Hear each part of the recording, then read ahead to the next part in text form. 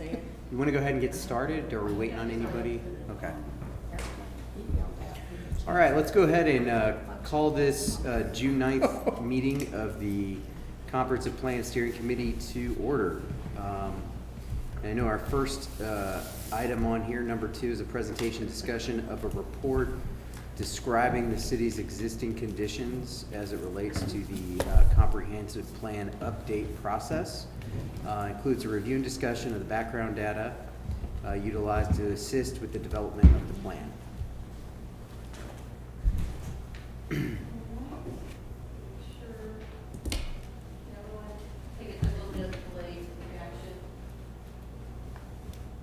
And Kurt, you're doing this one, right? I'm just kidding. I'll give it a shot. That was a low blow. But he did wake up. Just wanted to see your reaction. Yeah. I do everybody else's.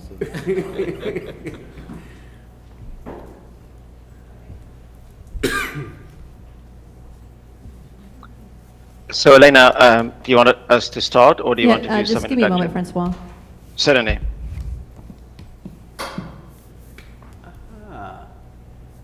All right, yay, just a little technical assistance. So, Ken, what I'd like to do is do Yeah. a little bit of a recap from our last meeting. So we'll just provide everyone just a summary of the topics from the last meeting. Francois DeCoque from DTJ is remoting in, and he'll be providing a preliminary review of our existing conditions. That's the baseline data that's going to be used to inform the comprehensive plan update. And then we'll give you guys a preview of the project website. We'll review the neighborhood unit survey submissions that we've received so far, and we also have Jason Klotch on the call to answer any questions that you may have about that. And then we'll talk about upcoming meetings. And so with that, at our last meeting, we talked about the branding. And so the final branding that the Civic brand team landed on based on the input from both the Comp Plan Committee and the Downtown Committee was knocked together. So you'll see this on the project website. You'll see this on these cards that we left up front. And also there's some little table tents. These are in Spanish and English. This is the QR code for people to link directly to it. We'll actually have some t-shirts at the Blueberry Festival for those committee members who are going to be volunteering, and it'll have the Back Together logo and have the QR code on the sleeve, so people can just literally scan your arm and go to the website, and then we'll have these cards to pass out as well. We'll also have some additional t-shirts here at the Rec Center if you guys want to come by next week and pick them up for the committee members. And then as we're having public events, we'll publish more and more, but the first set is just for the committee members. And we also reviewed the meeting in a box overview, including some of the questions that are included, facilitator guide, and how people can go online and submit requests for that. We've actually already had a couple people go online and submit facilitators or request facilitators for those meetings. I know a few of you have already conducted your own meeting in a box. So thank you for that, and we appreciate your time for those volunteer efforts. And so, Francois, with that, I will go ahead and I'm going to stop sharing my screen, and I'll turn it over to you, unless there's any questions from the committee right now. Questions? No? All right. All right, Francois, take it away. Well, certainly. Well, thank you, Elena, and thank you for the opportunity for us to present to you today. Basically, what we've done in terms of learning about your community, studying it, reviewing some of the documentation and information about the city. So the idea is to do a quick overview, which will really be presented in more detail in a report, an existing conditions report, which should be out in the next 2 weeks or so. We hope to have it then available for staff's review before it will go out to the committee. So again, we've met last time in February, and since then we've worked quite a bit on some of the aspects of the city, and we look forward now to present to you our understanding. And the goal really is to share with you what we've learned, and for you to know that what we know is good information, and that we will use that as we develop the plan and as we come up with recommendations and strategies for the future of the city. So at this time, we're going to share our screen with you. Hold on 1 minute, Francois. Can everybody hear Francois? Okay, I just want to make sure. Sure. Alrighty, and are y'all able to see my screen here? Yes. Yes. Yes. Perfect. Well, again, thank you for this opportunity to present to you today. So next slide, please. So we really, what we will do today is specifically talk about existing conditions in terms of those different factors, whether it's environmental resources, demographics. We will talk about a little bit about land use. We'll talk about, historic preservation. All of these items that you see on the screen is what will be in the report, but also will be discussed today. And then we will end with some next steps and upcoming meetings. Next slide, please. So the team that we have, and you've met most of us previously, are also the individuals that will present today. Not part of this discussion is Civic Brand, because the existing conditions report does not address the public engagement aspect of this plan. But we have, of course, we have KSA with Danny Hayes, we have Catalyst with Jason Clons, we have Livable Plans with Jay Nariana, and then for Lee, unfortunately Jody could not make the meeting, but we have Damesh that will be presenting for us today, and then also 215 Consulting, Michael, that's on the call as well. And then I would like to introduce Maggie. Of course, Maggie is the one that probably does the bulk of the work on this project. She's really my right hand at DTJ. And she will also lead most of the presentation today. Next slide, please.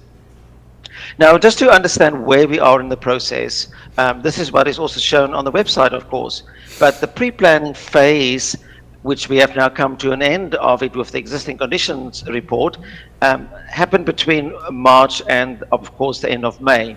And now we will really go into a public engagement phase. It really starts in June with interviews, focus group meetings, etc. And then that will then be followed with a full analysis and evaluation of what we've learned. But of course, also we're using this existing conditions to use as the baseline. And then out of that, we will then recommend some actions and strategies that will be happening during the months of November to January of next year.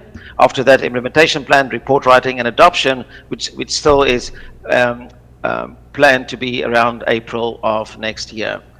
Next slide, please.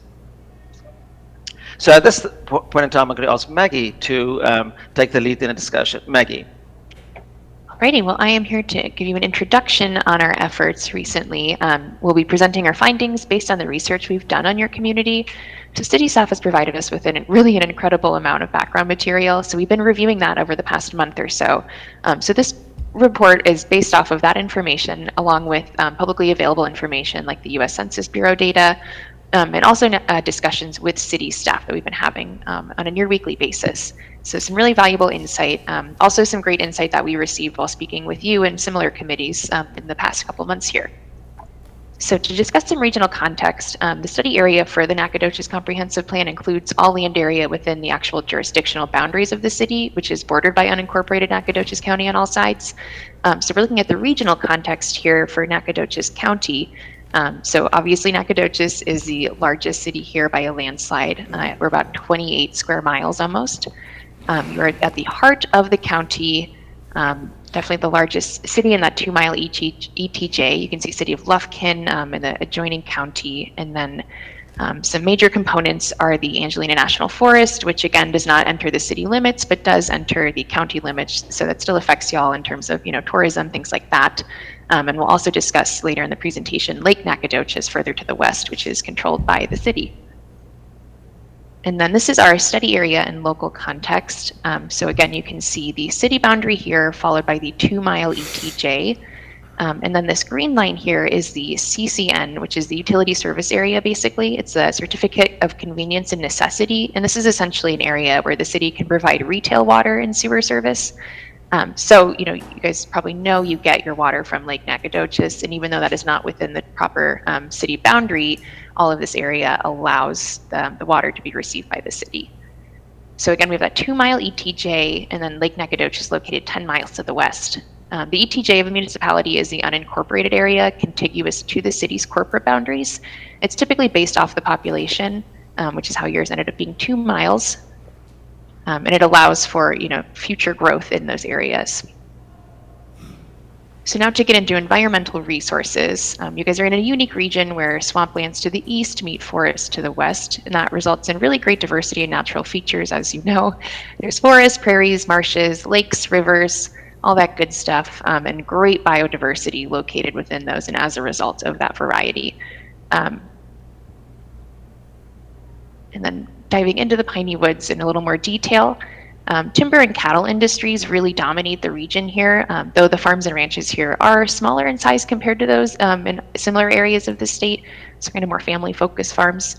And despite reforesting efforts, forest concentration has been reduced in general in the last 2 centuries of lumber industry, as to be expected, but there has been great efforts to combat that deforestation. So as a result, the piney woods are considered one of the most critically endangered ecoregions in the United States, and the area has experienced extensive habitat loss. So primary industries, agriculture, forestry, and ecotourism. So creek-wise, you have Lanana Creek and Bonita Creek that flow south into the Angelina River, right? These basically form the boundaries of downtown, and they really serve as the recreational spine of the city. A lot of your parks and, obviously the trails are following along these creeks. It defines the downtown's east and west boundary. You have the 100-year floodplain, which offers a great aesthetic character, wildlife habitat, and nature-associated recreation, as we discussed. And it contains and conveys flood water. So one issue is that there's no easement for city maintenance, and that's essential for flood management. So that's something we'll be addressing as we move forward. And again, revisiting Lake Nacogdoches, located on the Loco Bayou, again, 10 miles west of the city, that is managed by the city, and just really, really stood out to us as something important to hone in on, and popular for recreation destinations, water sports, and fishing. It has a storage capacity of almost 40,000 acre feet and a surface area of 2,200 acres. Your conservation pool elevation is 279 feet and reports moderately clear water by the Texas Parks and Wildlife Department. And then you guys have 2 city managed parks, the West Side Park and the East Side Park, both that provide a great variety of recreation to the city. So now we'll kick it over to Jason to discuss some demographics. Thanks, Maggie. We spent a lot of time working with you and your staff in creating a baseline of demographics. Essentially, the city's got a very young median age of 26.4. One of the interesting things that we found is there's quite a bit of renter-occupied homes. We generally see that number on average around 30 to 35%, and your current composition's around 56%. So you've got higher concentration of rental than what we see in most markets. Obviously, in terms of environment, you've got a great, rich history. You've got an abundance of green space and natural areas that Maggie had previously mentioned that creates, obviously, economic value. And because of that, you have a lot of, obviously, local and regional retail, but you also have the benefit of tourism that's unique to your community. Next slide. Just in general terms of population, you've got about 35,000 people. That also includes the SFA student population, which is considered group quarters of about 12,000 people. During the day, you've got about 20,000 workers. The median household income in the region obviously is slightly lower than what we see in most areas. The top industry locally is services and then retail trade. And then obviously, you've got, quite a bit of households supporting that population, around 12,000. Next slide. We did take a look at your psychographics. This is sort of the cultural characteristics. About half of your town's composition is made up of what's considered college town, and that's because of the large student population and orientation. 10% is forging opportunities. So these are the younger budget-oriented families that usually work in blue-collar trades. About 8.7 is what's considered set to impress. These are younger population, generally pre-marriage, working their way through school, that live in that renter market that we discussed. And about 8.5% is your really conservative core-based population. Again, those are households that obviously place high value on religious principles. Generally, they're more conservative and that would certainly help represent some of the lower median income. Next slide. We did spend some time looking at different compounded annual growth rate based on your current population. Historically, you've grown at right around 1% or just less than 1%. So again, looking at different population rates depending on what happens economically, you're looking at about a 30% growth rate. So we could expect your population to grow anywhere between 2,000 and probably 6,000 in the near future. And again, these are some of the things that we're going to use for planning purposes. Next slide. So in terms of market conditions and really the true core economic development initiatives, we'll talk about some of the core principles. Next slide. And obviously this is the discussion of economic development, which deals with, your resources, your economy, and then that's also land, labor, and local capital. So in terms of economics, we talked a little bit about the base housing. So right now you've got about 14,000 overall housing units. That includes owner and rental. About 41% were built sort of pre-1989. So that's, again, some of the focus on why we're working on resiliency and housing assessment to make sure that we're providing the amount of resources needed to sort of support housing health and neighborhood vitality. We talked about the rental versus owner, but the breakdown is about 8,000 renter units versus about 4,600 owner occupied units. And then the median household is about 141,000. What we did notice different is we see generally on average in most communities, household age of about, 34. Obviously you're substantially younger than that. And then we normally see closer to 3 people per household, and you're about 2.31. So obviously we're seeing lower density as well in terms of those housing units. Next slide. So in terms of some of the emerging economic priorities, some of the things that we've been discussing that deal directly with communities is obviously revitalizing the neighborhoods and looking at appropriate resources for quality of life and quality neighborhoods. Obviously, we've got to focus on downtown to expand attractions, but also maintaining the character of downtown and the history. We have been exploring additional ways to extend connectivity, specifically up North Street. That'd be more local based for walkability, but we're also looking at the emerging I-69 corridor, which focuses on more of that regional connectivity or mobility. Some of the things that we're going to be focused on from an economic standpoint is how to link the talent you're creating to foster more quality jobs and align with some of the strategic planning efforts that you've done. And then obviously looking at ways to integrate higher tech industries or advanced manufacturing to sort of get more bang out of your buck and help increase some of the economic revenues to bring that median income up. Next slide.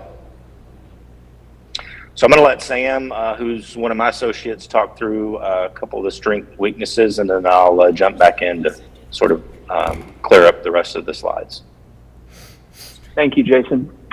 So we did a normal SWOT on Nacogdoches, stands for strength, weaknesses, opportunities, and threats. Nacogdoches holds a lot of strengths: market resiliency, natural assets, historic character. It obviously has SFA, the accredited university. You have the I-69 corridor, and you're also central to multiple metros, and you have the ability to stand alone and you're self-sufficient. Weaknesses, next slide, thank you. Weaknesses, you're slow to growth, though you're steady. You have steady growth, which could be seen as a strength as well. You have no major airport nearby. You're also distant to some major metros. One thing that we did highlight that was seen in some data is that there's multi-generational poverty, not only within Nacogdoches, but within the region. You do have a challenge of retaining talent. You have a good crop of young talent graduating from Nacogdoches or from Stephen F. Austin, and you're losing that to Dallas or Houston. And that's because of a lack of infrastructure for industry. Opportunities, next slide. Expansion of sustainable and destination retail. Y'all share a lot of that competition with Lufkin just down the road. Y'all could obviously always increase your tourism, capitalizing on the local history and the green spaces that y'all offer. Advanced industry growth would definitely be a big one. Expansion of SFA. Over the past 10 years, SFA hasn't grown but nearly 1,000 students. North Street character zones, and then capitalizing on the I-69 expansion. And then lastly, we have threats. Retail competition with Lufkin, like I mentioned, your lack of commercial reinvestment, economic recession, and we will slowly get into more regional and national threats, aging neighborhoods, the COVID resurgence, and then your political risk, lack of unified vision. And a lot of these come from the STIS report, your regional report that you share with many of the counties that you neighbor. Thank you. Thanks, Sam. So to wrap it up, we've been spending time also looking at growth potential. Nacogdoches captures about 45% of the growth currently in the county. Based on historical demand and affordability, you can capture about 72 units of new development per year over the next 5 years. Just to give you a perspective, we look back at some of the historical data and building permits. I think the history is about 40. So then, again, there's opportunity to capture more velocity and growth with the new development. In terms of multifamily or rental units, there's also an additional demand for about 30 units per year over the next 5 years. So again, you're looking at about 100 units of new development that could be used for planning purposes, and we'll work through that with DTJ and their team of how to apply that future demand and how to allocate it to make sure that we're providing equitable housing across the board. Next slide. We also spent some time looking at other categories. In terms of office, obviously you've got very low vacancy rate, and you do have a core inventory of about 2.5 million square feet. Currently, the market rent across the board is around $13. It's a little bit higher for newer, what we would consider Class A space. Right now, other than Jewel Box, there's always opportunities to bring a local headquarters or somebody that really appreciates the region or the strategic. But I think in terms of predictability, you can support about 2,000 square feet of office per year. And again, this is alignment with generally what we've seen historically. Retail, you've got about 548,000 square feet of national retail, a little bit higher vacancy rate. Again, some of this is just due to COVID and post-COVID impacts. The market rent on retail is substantially higher than what we're seeing in office. And then again, retail demand is higher across the board. You've got demand for about 25,000 square feet per year. Industrial, you've got a little bit slower base of about 415,000 square feet. Obviously, retail has less infrastructure, so the market rent's generally lower. But you do have a healthy market rent of about $8 a square feet. And we could see demand for about 30,000 square foot per year predictable. And again, there's always opportunities to harness industrial strategically and capture maybe a larger user. But again, that's what we're seeing in terms of growth potential based on historical demand and what we've seen in terms of absorption potential based on what we're seeing industry cluster growth, including some of your strategic plan recommendations.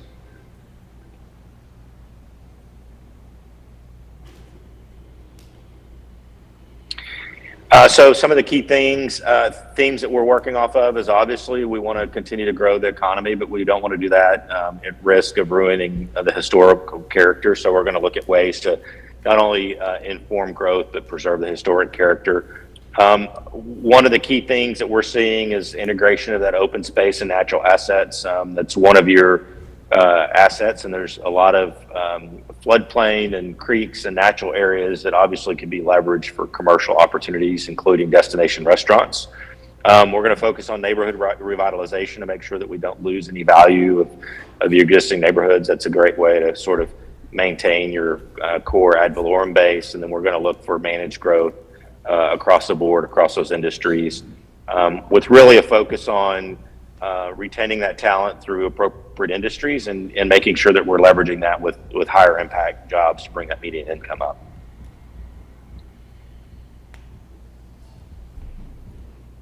Thank you, Jason and Sam. We are now going to jump into land use, and I will pass this over to Jay and Francois to discuss your current land use. Absolutely. Well, thank you, Maggie. You know, and what is interesting, if you look at land use, that's when you really learn about the growth of the city over time. And what is significant is that, of course, that lots of retail happened along your major road corridors of North, and of which North Street is probably one of the most historically as well as currently very important retail corridor. But you know, the city also has grown around what we consider the core of the city, being downtown and the university together. That really makes up the geographic core of the city, and you can almost argue, well, that was the impetus for growth, almost radiating out to the surrounding area. That's a few thoughts to share. Jay, maybe you have a few thoughts as well, but let's go to the next slide, which gives you a little bit more of a detail, a breakdown of the different land uses. Jay. Thank you, Francois. Again, as Francois said, you know, downtown is like your geographic center of the community, and that's where growth kind of came out of. It grew in a radial fashion along these corridors, and you do have those creeks there that create this natural element, but they're also kind of barriers in terms of connectivity between some of these neighborhoods.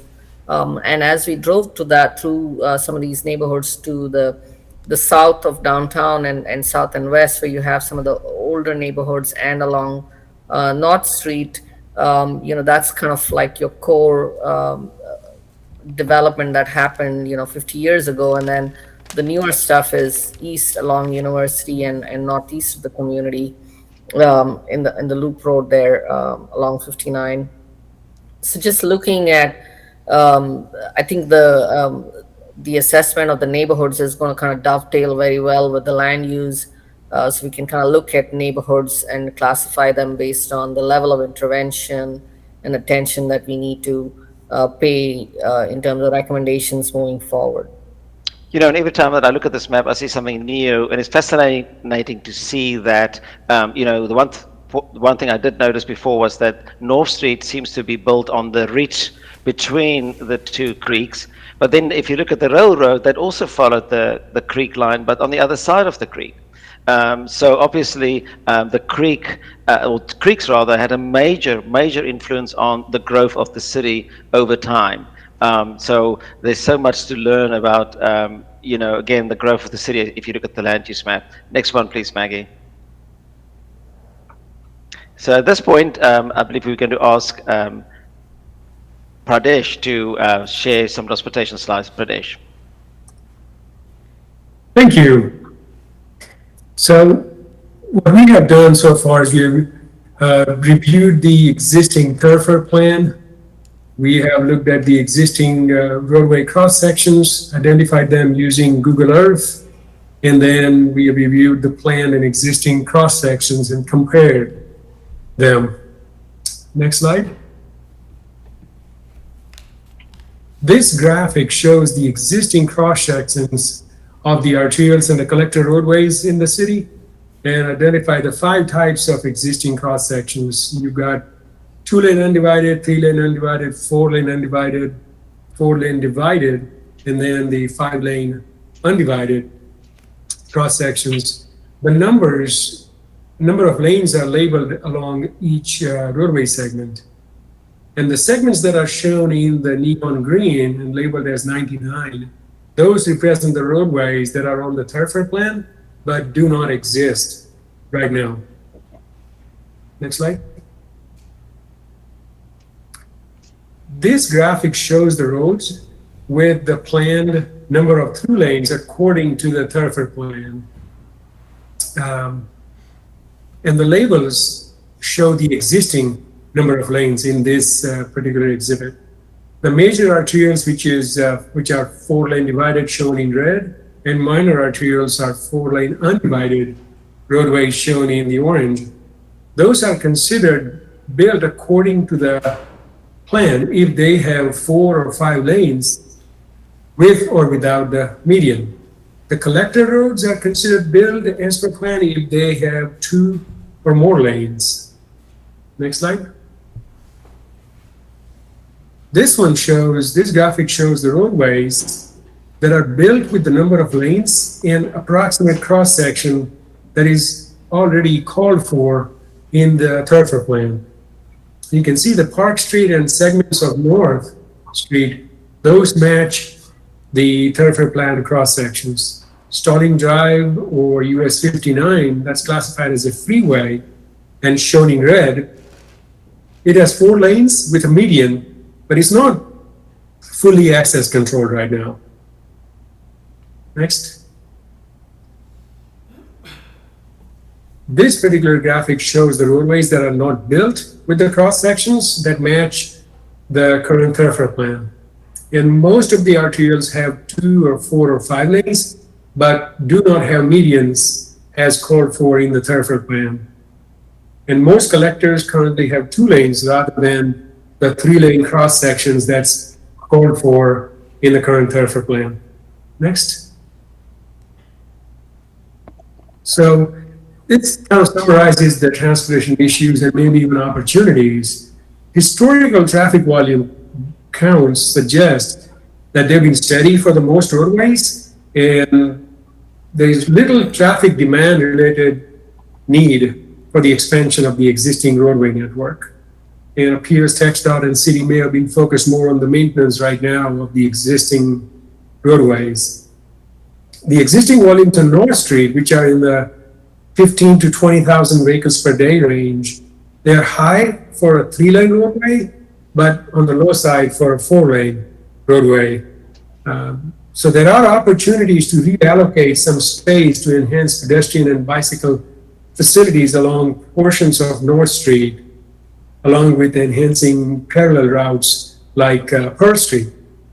And then I-69 will certainly create some development and redevelopment opportunities along the west side of the city.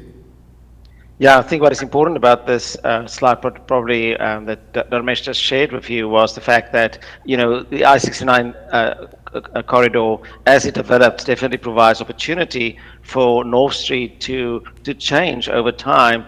And I want to believe in the positive, meaning that it can then become more pedestrian and bike friendly over time. Next slide. So at this stage, we're going to ask Danny from KSA to talk about infrastructure and facilities, please. Danny.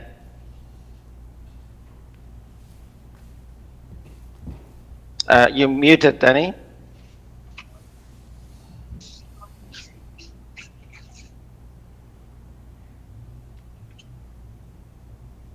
You still can't hear you? No. See your mouth moving, but no sound.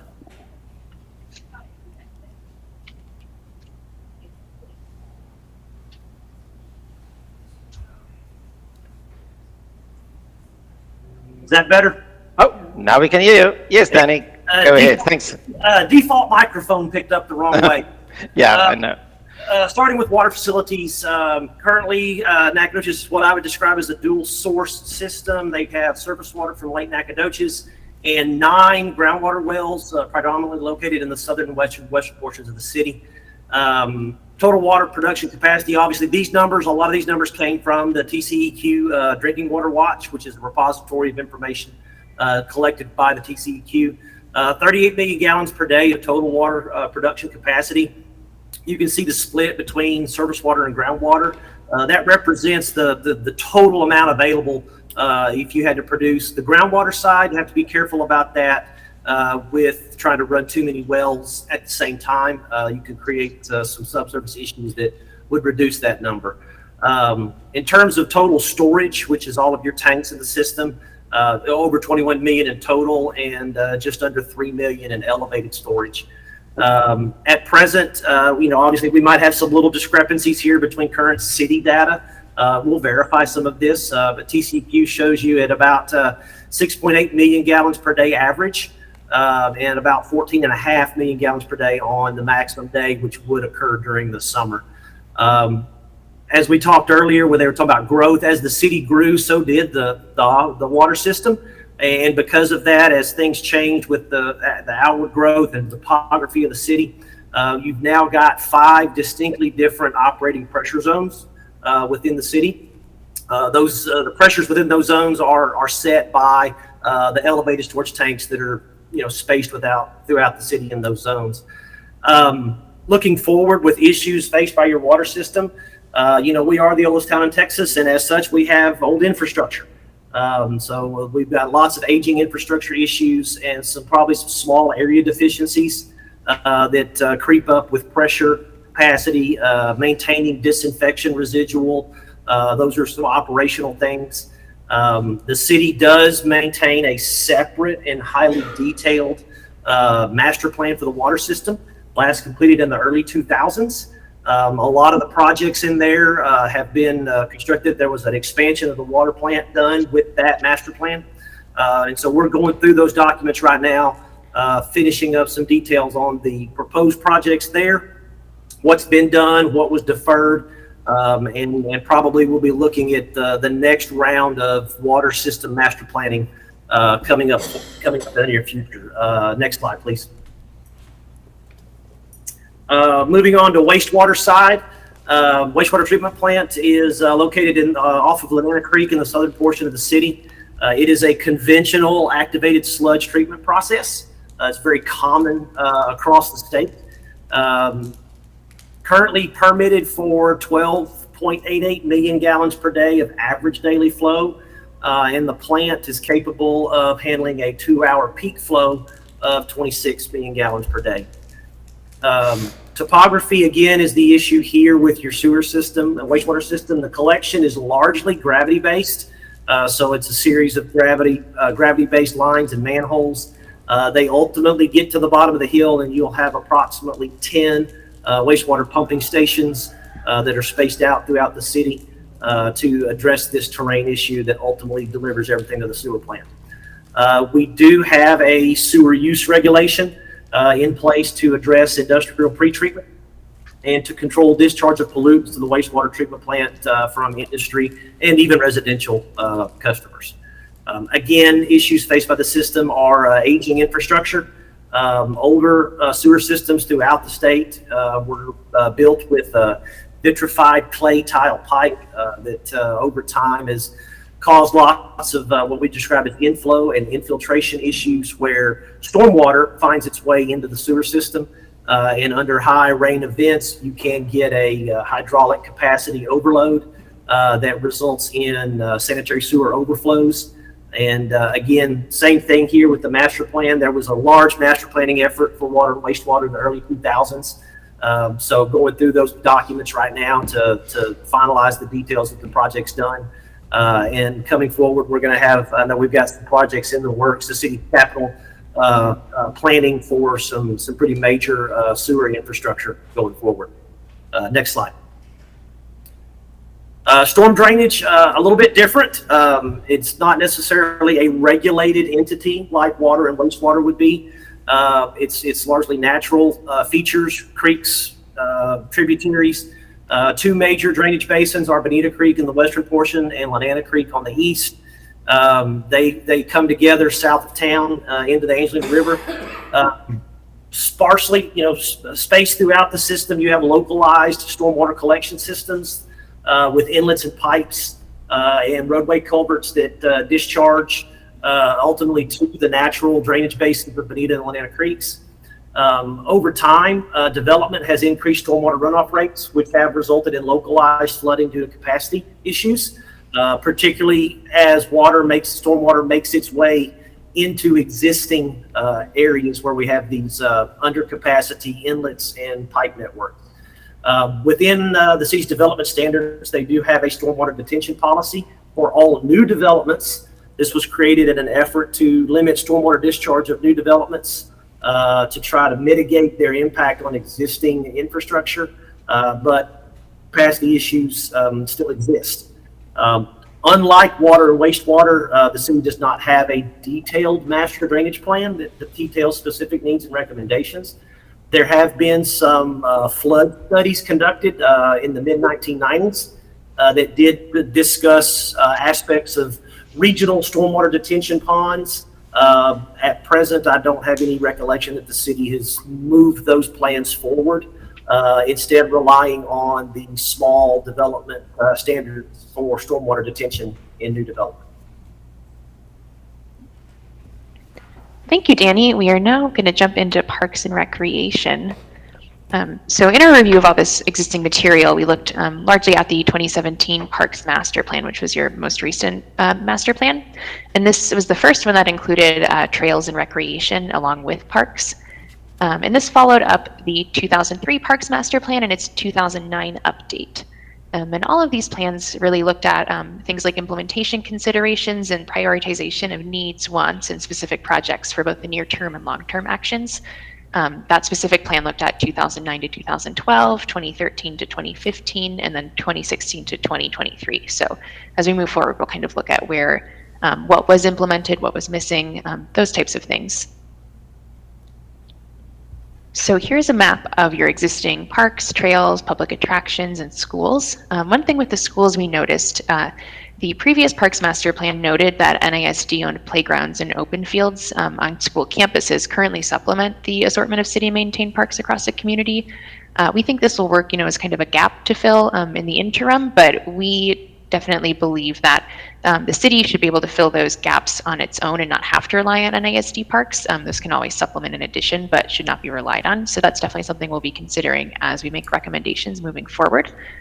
Residential areas in North Central NAC lack nearby neighborhood and/or mini and pocket parks. There's limited access to community parks, Lenana Creek Trail and SFA trails and amenities throughout that area. We recognize the park plan states 2-mile service radius. So the Nacogdoches, the 6 community parks in your community are sufficient for the city's current populated areas. As a community, though, you should look as you grow forward. It's good to have enough parks for your current situation, but knowing you will grow, you always have to look at largely acquisition as you move forward. You can't acquire land that's already been developed, so that's something you really want to get ahead of as soon as you can.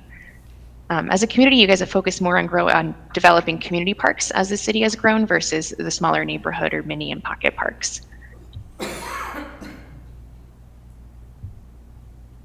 And then looking at park acreage, you have 4.8 total acres of mini or pocket parks. And these categories were pulled from the parks plan.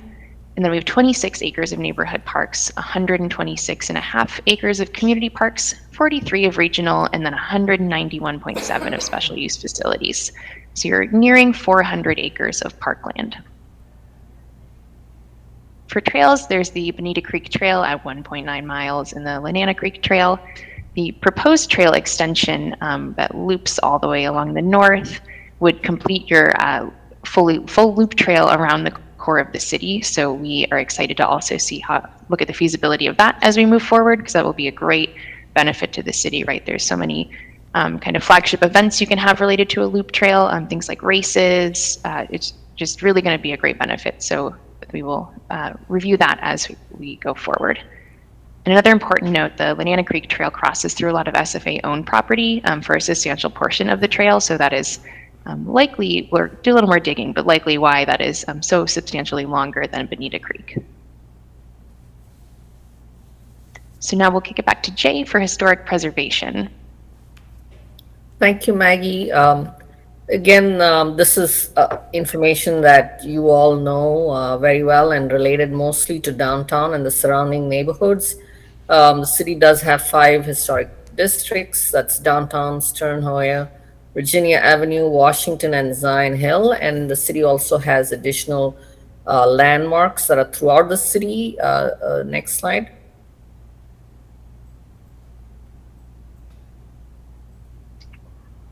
Sorry, my computers. Oh, sorry, I think we froze. Alrighty, little technical difficulties. Go to the map, please. I think the map actually takes a while before it loads, because this is a big map. Yeah. Okay, sorry about that. So the map kind of shows the geographic location of these historic districts are mostly around downtown. The neighborhoods north and west, southwest of downtown. And then you have several other properties that are designated H. And so overall, I think there are about 350 properties that have this H overlay designation that includes the 5 historic districts. Next slide. So in terms of the process for redevelopment, remodeling, additions, etc., the city does have a very dedicated process, and it's a well-established process that has worked really well for the city over the last 30 years that the city has had the historic preservation ordinance. So the city does require a certificate of appropriateness, which is fairly standard for a lot of communities with historic districts. And the certificate of appropriateness is reviewed by the HPO, the city's historic preservation officer, and then is actually approved by the Historic Landmarks Preservation Committee. So even if you're doing a remodel that's consistent with the historic architectural elements, you still have to go through the Landmark Preservation Committee process. So for example, if an applicant has just missed the HLPC committee meeting for that month because they only meet once a month, they have to wait for the next month if they're doing a remodel, even if it is a fairly minor remodel. One of the things we did talk about an opportunity is that if a project that meets all the standards of the city for remodels and additions, maybe that can get approved by staff, because almost 96%, 96% of all applications that go through this process are approved without any changes as recommended by the HPO. The city also looks and provides some grants, incentives for historic preservation in the city. Next slide. Some of the issues and opportunities we discussed was looking at possible additional funding sources like tax abatements, looking at maybe other communities to see what's worked in other communities that can be expanded here, and establishing some design standards, especially for new development in downtown. You have vacant lots that more and more as downtown grows and evolves, you'll see more new development possibly in filling some of these lots. So we want to look at combining zoning and design standards to almost establish form standards, so there's more predictability of the type of development that's expected in downtown. So we're looking at maybe recommending some standards for that. The last thing would be the administrative approval process, especially for projects that meet the standards.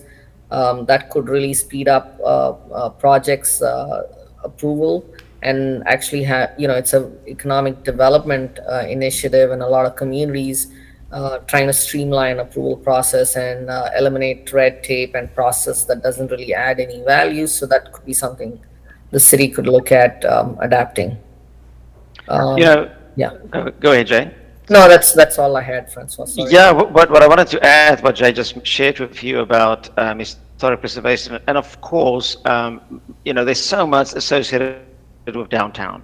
However, when we look at the larger community of Nacogdoches, and especially as we look at the different units, the neighborhood units that you are also studying currently, what will be important is to understand, well, what are the areas within those neighborhood units that have some conservation value, meaning that they may not have historic preservation status, and you may not necessarily want it for those structures, but it may be that the layout, the grid layout, it may be that the groupings of buildings have a certain character, and you may want to conserve that and protect that. So what we will come up with eventually is maybe under the topic of historic preservation, more a discussion about how can we conserve those areas in the future with a special designation, for instance, called conservation zoning even. So that will come forward in future discussions. Thank you, Jay. Next slide, please. Awesome. Well, thank you, Jay and Francois. And kind of tying into Francois's point, we are going to talk about some of the other entities that the city can work with or does currently work with, and then how we can use those relationships moving forward. So a couple from the federal level: USDA Natural Resources Conservation Service, National Fish and Wildlife Foundation, that comes into play with Lake Nacogdoches, Federal Highway Administration, of course, and then the Federal Aviation along with your airport. National Park Service, your wonderful historic spaces, the Natural Register of Historic Places, rivers, trails, conservation assistance, again, kind of as we mentioned. From the state level, there's TxDOT, right, that'll definitely come into play as we discuss the I-69 expansion, the Public Utility Commission, or PUC of Texas. This also comes into play with that Certificate of Convenience and Necessity that we discussed in the water supply. Texas Parks and Wildlife Department, the Historic Commission, the Department of Agriculture, and the General Land Office, which provides a lot of funding for disaster recovery. From the county level, we're looking at the County Commissioner's Court System, and within that county government, there is the Environmental Services Department and the Road and Bridge Department. Just from the built environment perspective, those will definitely come into play. And then, of course, Stephen F. Austin State University. As Jason mentioned, those students account for about a third of your population, so definitely, you know, we know you guys love SFA anyway, but definitely some major impacts on the community. And an important thing, I think, about this slide, and by the way, the word collaboration has been cut off, but the idea is that, you know, as a city, as you grow, as you are managed, as you, plan for the future, it is an array of departments from different jurisdictions that one needs to be working with and find ways to collaborate so that there's benefit on both sides. In other words, there may be grants, there may be funding support, there may be in-kind support, but the way one can utilize all these different departments and entities and make them part of the process can only benefit the community in the long run. Next slide, please. So let's talk about next steps and dates. And soon a survey will be released whereby we will start asking the community about, you know, key issues, opportunities, and just high-level questions that we will ask them.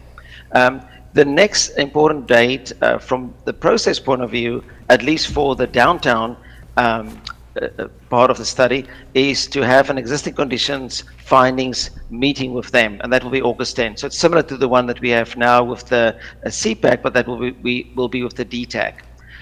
Very important, though, for the comprehensive plan is the 2-day visioning workshop.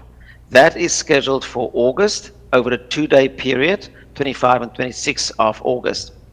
And then from an engagement point of view, that what lies ahead beyond that will be September 24, whereby on that day there will be a man-on-the-street engagement during a workshop downtown, meeting people at the SFA campus, as well as meeting people during the Art Fest. And then a follow-up public event that we hope to have that type of engagement will be the Dela Los Muertos Festival, November 5. Next slide, please. And then this is just a graphic that shows you the full layout of and schedule of the different tasks. And what you will notice is that everything in blue indicates in-person meetings. And you will recall that we had a meeting on the 25th of February when we had the visioning meetings. The yellow indicates the virtual meetings, and that's what we have today, the 9th of June. Our next one will be the 13th of October, which will also be virtual, of course. And then, as I mentioned, the 2-day event for the comprehensive plan, 25 and 26 of August. Let's go to the next slide, please. And then you will see the different engagement efforts. For instance, there are the interviews, there's the focus group meetings. All of that will start to happen in June and continue to happen for a couple of months. And then we will have a number of public meetings, in-person public meetings. The first one will be the November the 4th. And then following public engagement, I want to go down to some of the other elements like surveys. That will now be in June. We have some topic surveys as well as some downtown master plan surveys that will be done. That will be then followed with some digital, actually not followed, but there's continued digital engagement that will also then really kick off in June and continue throughout the process. And then there's also an opportunity, if you look at the final category, the volunteers and citizen committees, which is CPAC and DTAC, of course, an opportunity for you to engage with the community by means of workshops throughout the planning process. Last slide, please. And then this is just to show that in September, after now, we've met with the community, we've now done the existing conditions analysis. From September onwards, we will then work on the various components or elements of the comprehensive plan and come up with our recommendations.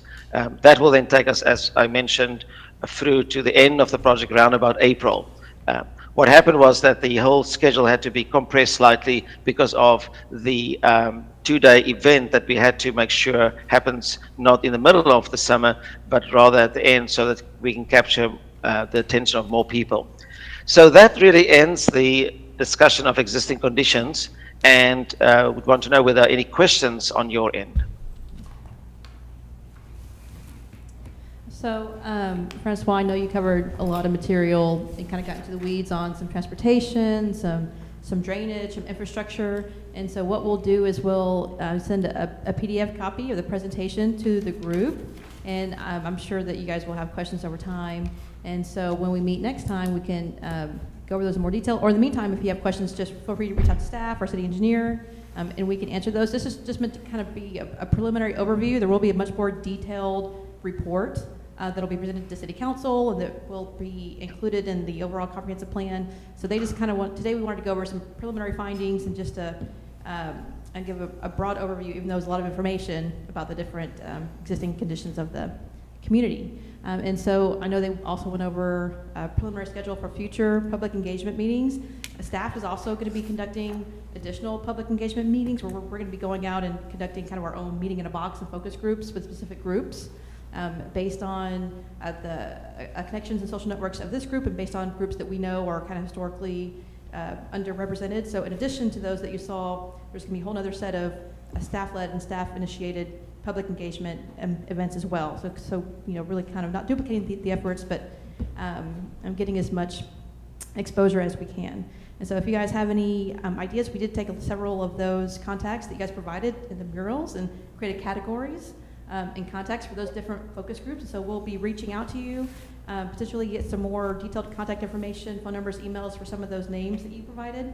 So we want to thank you for that. We really did get a very broad and in-depth list of contacts from different groups in the community. So with that, Francois, I think that's it for the existing conditions. I'm going to ask Jason to stick around because we're going to talk a little bit about the neighborhood unit survey. And so if anyone else have any questions of Francois before we let him go? No? All right. Thank you, Francois. Certainly. No, we really enjoyed the opportunity to present to you and see this really as kind of an introduction of what can be expected to be seen in more detail in the report that will follow. But thank you, Elena. Appreciate it. All right. Thank you. All right. And with that, I'm going to share my screen. So back to the presentation, we wanted to all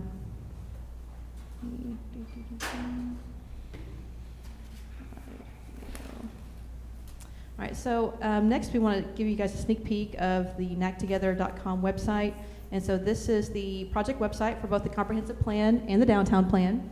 And so this provides really an information hub for the entire process. So here you'll find links to old meetings and recordings, minutes, presentations. You'll also hear some photos. Steele, you're famous now. On the website from that exercise that we did whenever DTJ came and visited us in person. So on here you can actually sign up for project updates, surveys, and events. So people can provide their name and email address, and then they'll get automatic notifications of any updates that are made to the website, as including events and surveys. We have an About page where people can get more information on what the project is, the project goals, including the comprehensive plan, the downtown plan, and the I-69 plan. And we have a quote from the mayor as well as a project timeline. And you can also sign up for our newsletter. So this will be a regular publication that we'll be sending out in addition to the automatic updates that people can get whenever they sign up. So back to the homepage, we also have the meeting in a box information that we went over last time. So this has that facilitator guide, the list of questions, the ability to send a request to have a facilitator for a meeting, which we've already gotten a couple of those. And so with this platform, you can download an offline version, or you can have your meeting live and upload everything straight into the website. So back to NAC Together page, homepage. And the update that we had on our city website will link directly to this website. So everything is connected now. Come on.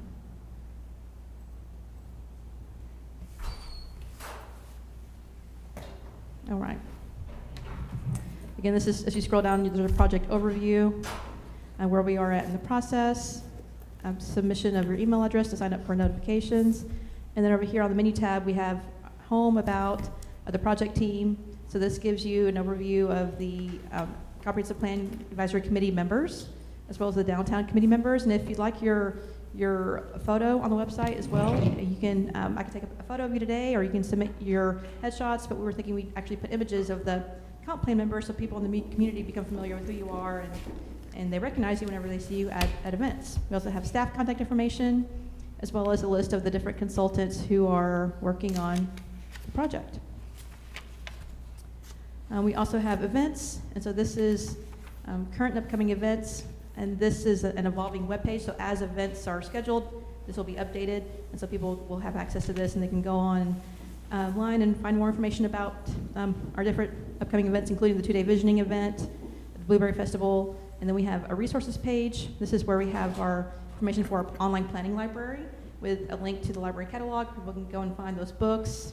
We have past meeting information, including minutes, recordings, copies of presentations, agendas, and we also have city council meetings, and we have links to all of our current and past plans, so the current downtown plan, master plan, Parks and Recreation plan, and copies of the actual RFQs that were issued as part of the process. So this is a one-stop shop for everything related to the project. This will be the website that will be linked to this QR code, so people will be able to just really, we want to push everyone to this website. This will be the one place where they can get anything related to the project. These cards are in Spanish and English. We put a bunch out on the table at the Blueberry Festival. We'll have several hundreds of these, and we'll be giving out fans for people to take with them, and they'll have QR codes and information. Those were really successful last year because it's so hot. And so please, whenever you see someone, really that's where we need to push them, so that way everyone's getting access to the same information in the same place. So next is, we're going to talk about future meetings in a minute, but I did want to go over just some of the survey responses that we received to date. I will say that we've received over almost 200 responses, and so we really have gotten a lot of data from you guys so far, and I just want to thank you for all the work that you've done. And so when you look at the map, you'll see that you've really gotten some, I think, good data as far as character of these different neighborhoods. This just gives you a breakdown of the different characteristics that have been captured so far in the number. I want to show you the map. So this map shows you how many survey responses that we received and where. And so you'll see clusterings in different neighborhoods. You'll see areas where we still need more data. But looking at some of the submissions so far, you guys have been doing a good job of really capturing the idea of what these different categories are supposed to be. And so, for example, this one I've highlighted, this is a neighborhood unit 10. And it's capturing negative housing character, and this includes parking in the yard or on the lawn, and there's an image here. And so this is exactly what we're looking for, just trying to capture, first of all, where are these areas, where are they delineated, and then some things that identify the character. And so this is another one in neighborhood unit 9. It's a neighborhood asset. This is the fire department. Here's one.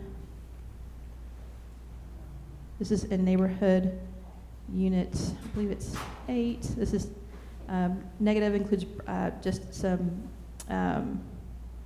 commercial buildings that maybe aren't as aesthetically attractive as some others. I did see a lot of positive ones, and I meant to pull those up as well. This one here is in neighborhood unit 3. This is positive neighborhood character, small business, just some images showing some positive examples of some local small businesses and people who live in this area.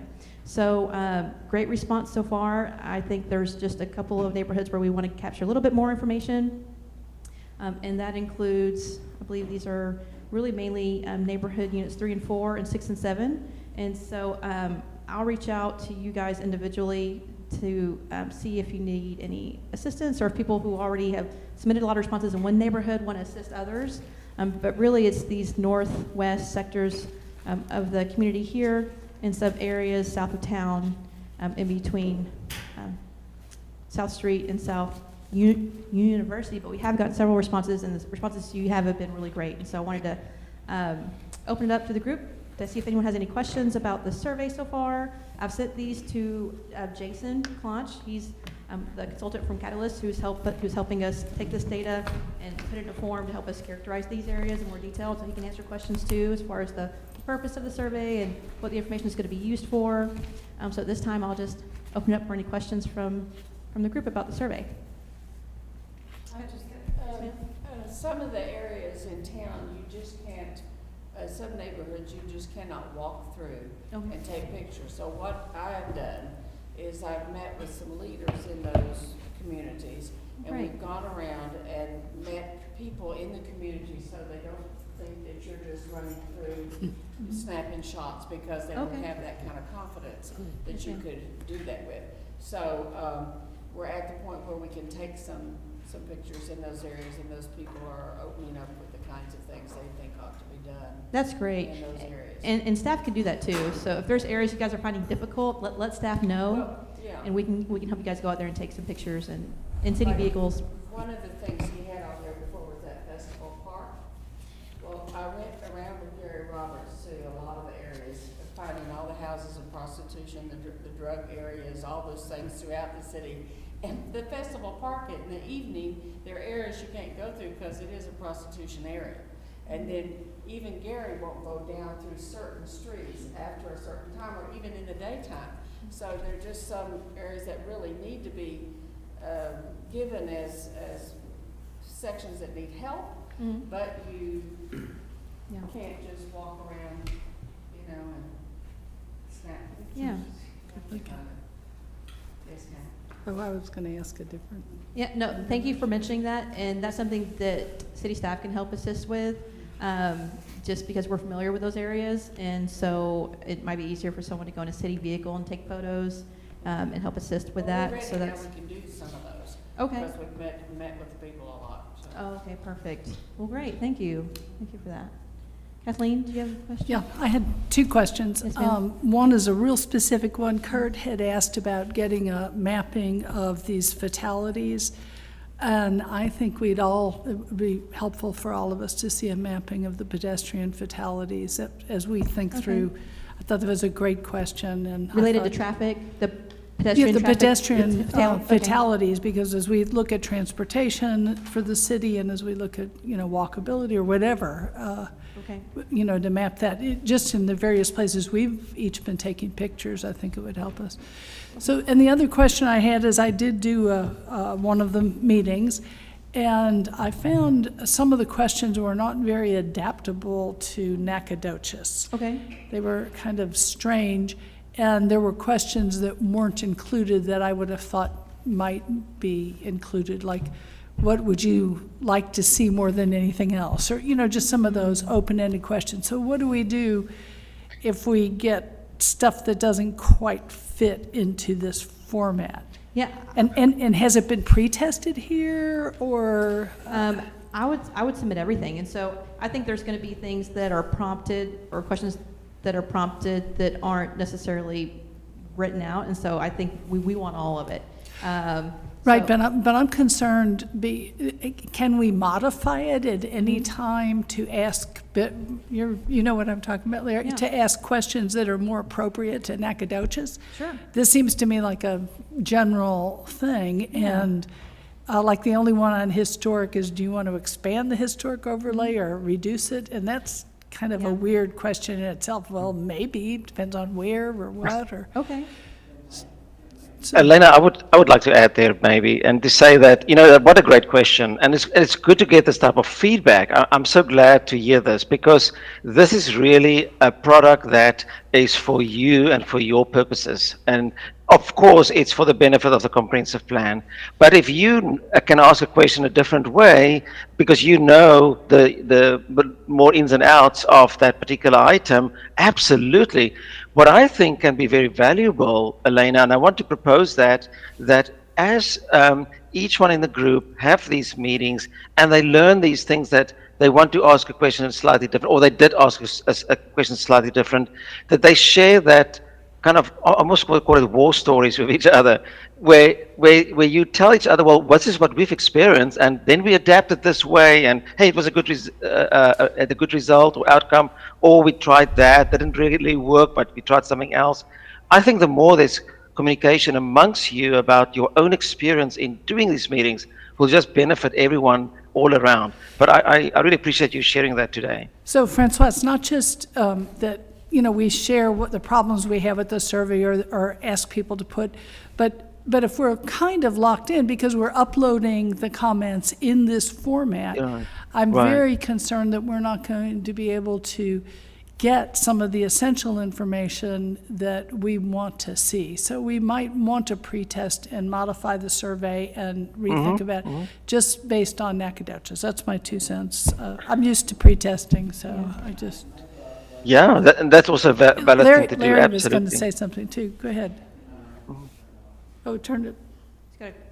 Click it. Matt, can you help us with the microphone over here? I was thinking that maybe it would be a good idea to have the whole group look through those questions. I don't know if everybody's looked through the questions yet. Right. And suggest some additional questions Yeah. to add to those, or some modifications of those. Right. Yeah, And revisions or whatever, yeah. Yeah, we did email a copy of the questions out to the group, and we have already received some responses to the meetings in a box. But yeah, I think absolutely. I think what might be helpful is to add some empty boxes to each category, so as people are coming up with questions, they can write it in. I hate to add more questions, like additional questions now, because it might be different data than we get from what we've submitted already, but we absolutely can. If you guys have a specific question that you've received a lot, that you think just go ahead and update it and include it, let us know, send it to us, and we'll update it. And then we'll just provide some kind of open-ended blank boxes for people to fill in that if it's not included here, they can still provide that data. So I think that's a good idea. Let me state this again. What these questions do is lead answers. So we really want to be very careful about what our questions are to begin with, not say we've already started the process. We only have 1 or 2. This is the time to revise our questions so that we can gather the information we want from each of our communities and each of our groups. Yeah. I think it would have been good for us as a committee to read through these questions and have a discussion about, are these the questions we want to ask? That's Are right. there questions missing? That's right. Absolutely. Before it was published and put out for, but I think now, unless there's been hundreds of these done, it would still be a valuable thing to do. I agree. So now that you all have, you guys have had copies of the questions for a few weeks now. Hopefully you've had a chance to look over those and review them. Please feel free to reach out directly to us, especially questions that you think should be added, questions that you've already received a lot of, and just think that we should go ahead and include it. Don't hesitate to reach out, and we can talk about those at our next meeting. As we're getting that from you, we'll share it with the group, like, hey, Kathleen got this question a lot. We're going to go ahead and update it into the ones that we have online already, and we'll share that as we get it from you guys. What do you think, Kathleen? So I would be very delighted to hold a meeting in a box where we discuss these questions. So, Maybe it could be a subcommittee? right. I'd be happy, anybody who wanted to work with me on it, I'd be happy to have a subcommittee. But I just think it's really, really important that we ask the questions we want to ask. Okay. And that we provide leadership as a committee to that. And I would suggest you do the same with the downtown group. See if they, because this already leads us right into whatever we're doing with the comprehensive plan. Yeah. So maybe we can get anybody who wants to work on these, are you not, anybody want to work on this with us and just look at questions? Larry, you just volunteered. I'll look at the question. Any, you volunteering? Yes? Yeah, so we have Mashara and Larry, and are you in on it? Okay. Okay, so Paul? I had Kathleen, Larry, Yeah. who else? Paul, Marilyn, Kurt, you want to be part of the questions, or Denise? So I'll just send out, how about if you send out an email asking who would like to be part of it, and I'd be happy to just to have engage just in reviewing those questions. That's all we'll do. Okay. It'll probably take us an hour and a half, and we might have a. Sure, and I'll visit with Civic Brand too, because I think it'd be a bit beneficial to have them part of that discussion, especially since they're kind of leading that public engagement and providing that expertise as part of the project. But I think that's a great idea. I don't think the downtown committee had as many concerns about the specific questions that were included in the meeting in a box, but I'll visit with Jessica to confirm. Speaking of subcommittees, as far as the subcommittee that I mentioned last time to provide the comprehensive plan evaluation report, I've heard from two of you, Nicole and Ms. Delaney Fields, thank you. I'm looking for 2 more volunteers to serve on that subcommittee. And so essentially we want this to be something that's provided in as simple as terms and as possible, so that way it's a document that's easy to digest for the community overall. So we really were looking for people who haven't participated in the city board before, but if we need to, then that's fine too. Taylor, I thought you'd be a good choice for that, just because of the age group that you represent, and you're not as familiar with the city processes. And so in addition to Taylor, I'd be looking for 1 more volunteer, and I'll send out a follow-up email too and just ask for 1 more volunteer. But thank you, Kathleen. I'll follow up. And Taylor did volunteer for this committee on the questions. I saw him volunteer. Okay. Just Taylor, you don't have to do both. So Yeah, you can do that. okay. Okay. So what I'll do is I'll send out an email about the subcommittee for the meeting in a box. If it's the entire committee, then I'm not sure if that's, maybe we just have a whole committee meeting. We were planning on taking off July, so let me get back to the agenda. So as far as next steps, we're not going to have a meeting in July. We are going to have I was planning on having some subcommittee meetings for the comp plan evaluation report in June and July, so I really want to finalize that group. This Saturday is the Blueberry Festival, and so we are looking for a couple of more volunteers to fill some slots in the afternoons. So far, we've gotten 2, we have 2 volunteers for each slot except for 9 to 10. And 10 to 11, and then 1 to 2, 2 to 3, and then 3 to 4. So I did put a sheet up on the table next to the sign-in sheet that has the slots that have been filled. We can have more than 2 slots per hour. So if you want to volunteer for another slot that already has 2, you can fill in your name. But I'll send out this again so you guys can sign up. Or if you just want to write your name in for a slot that we're looking for on the form, you can just fill that out as you're leaving, and we'll do it for you. We'll sign you guys up. And we'll have the T-shirts on that Friday morning as well. And then, again, as a reminder, in August, we're going to have the 2-day comprehensive visioning event, and then in September, the downtown plan visioning event and design charrette. So with that, any questions? So as far as to-dos, I'm going to put together that email for the subcommittee for the meeting in a box questions, and I'll be looking for 1 more volunteer for the comp plan evaluation. And Kurt, I'll get with engineering and PD to see if we can get that map for the pedestrian traffic fatalities and send it out to the group. And I apologize, I forgot about that, but we'll get that squared away. All right, and again, no comprehensive plan committee meeting in July. Any questions? Yes, Steele? I'm sorry. So going back to the neighborhood unit survey, it looked like we had a lot of responses. Yes. Do we have it broken down by like which category is like the least represented? Because we got like neighborhood character positive, neighborhood character negative, housing character positive and negative, neighborhood assets, to just see which of those responses is Least Yeah. represented? Okay, there you So, got it. so here we have the most responses for negative and positive neighborhood character, Okay. and the least in positive housing character. And so and really housing character altogether. And so I think we're looking for some good examples of some positive housing character, and maybe some of those can be found in the neighborhoods that we haven't gotten a lot of responses in yet. And so I'll be reaching out to you guys who have signed up for those to see if you need some assistance. Maybe there's some neighborhoods we don't need any more responses, and we can get you guys to help out some of the other committee members. What is the blue one on the end, the right? On the right? Neighborhood assets. Assets, okay. Mhm. Yes. Do we have access to that information? No, but I can send you guys a summary of what we've gotten so far. These bar charts are real easy to PDF and send to you guys. So I'll email that in the follow-up that I send on Friday. All right. Could I ask a question? Sure. And this is a process question Mhm. again. This question came up the other night at Kathleen's word meeting, and then I've been asked this question also, and that is the logo decision. Yes. Who made the logo decision? And I don't know the answer to that, and I'm just, again, I'm not complaining about the logo. I'm just asking what was the process? Yeah, so Civic Brand presented these ideas to both the comp plan committee and the downtown plan committee, and then went back to the drawing board based on the feedback from both of those groups. And then they came back and presented that to staff, as well as both of the chairs from both committees.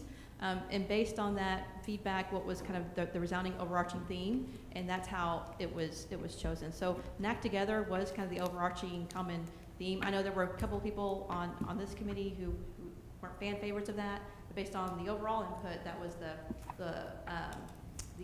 catchphrase, I guess, that you would say. And then green, of course, was the overarching theme as far as popularity amongst the group. And then having some sort of Texas image, something that represented where Nacogdoches is. So ultimately, the decision was made with the staff and the chairs of the two committees. Based on the input from both overall committee members. Yeah, yes, sir. All right. I wouldn't say anybody really made it. I mean, No, it Civic wasn't. Brand made the decision, I think. Yeah, Well, and Civic Brand provided if that's correct, that's what I need to tell people. Yeah. Mhm. But I do have a problem with that because at our first meeting, we were told we were going to make decisions by consensus, and that it would be a consensus of the group. So I go back to process again. Well, and I think there's been some confusion based on the original direction of the committee. So when we talked about decisions by consensus, those are really talking about some of those recommendations that come out of this group that get presented to the Planning and Zoning Commission and City Council as far as recommendations for objectives for the comprehensive plan and the downtown master plan.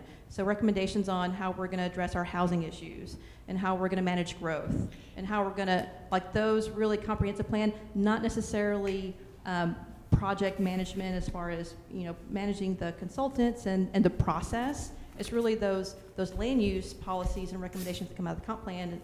That's what we were speaking to when we talked about the consensus. That's good, but what's the process moving forward? And to me, those are the more important decisions. Mm-hmm. And I want to make sure that we're working by consensus when we're making those decisions, and we're not depending on the consultants to make those decisions for us, but this committee decisions. Yeah, and so we have an executive project team that is managing the consultant as far as the timeline and schedule and process and public engagement and marketing and so on and so forth. And these two committees are really charged with providing that neighborhood or that community representation when we're talking about promoting and recommending policies as far as implementation and recommendations of the actual comprehensive plan for land use and utilities and open space and things like that. Yes, ma'am? I just want to say, since the NAC Together is what's been decided, Mhm. that's fine. Okay. But since we've come up with that, I think we need to make sure that we don't leave massive groups of people out. You Okay. know, if we're going to be NAC Together, then it needs to be all of NAC Together. Yes, ma'am. And not just Yes, ma'am, I totally agree. Thank you. Okay. All right, thank you. I have some homework. So, like, I'll be following up. I'm going to be probably reaching out to some of you directly to ask some questions and make sure I don't miss anything. And then don't hesitate to reach out in the meantime if I miss something or if I leave something out of the email. So, thank you. Hope you guys are enjoying your summertime. It's hot out there. Living the dream. Hey, Ken. Yes. Can I visit with you briefly? Sure. Elena, will you take my picture so I don't have to find a headshot? All my headshots, I look like crazy. Mine are older and my hair's long and dark.